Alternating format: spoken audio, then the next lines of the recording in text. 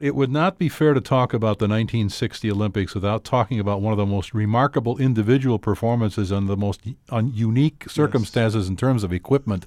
And that's, of course, the Ethiopian runner, Abebe Bakila. Yeah. He sort of opened up the whole continent, and all these runners came flooding out, and they're still dominating long-distance events. Absolutely. But what was his story? Thanks for pronouncing his first name right, too. He was came to Rome with a very small squad of Ethiopian runners. He had a pair of shoes that he didn't like. They were giving him blisters.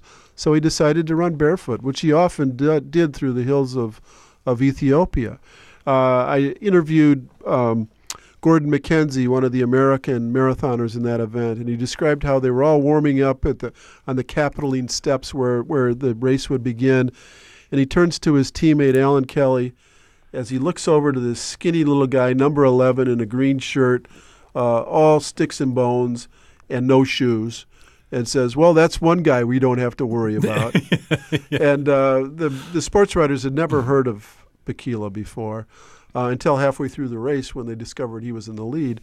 And the beauty of Bakila's win is that he was running through the capital city, Rome, of Italy, the nation that had bombed and invaded and conquered his country in 1935 and 1936, only 25 years earlier.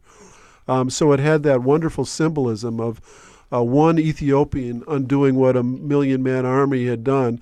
And not only that, but the race took him past the Axum obelisk, which was a work of antiquity in Ethiopia that Mussolini's army had dismantled and brought back and set up in central Rome.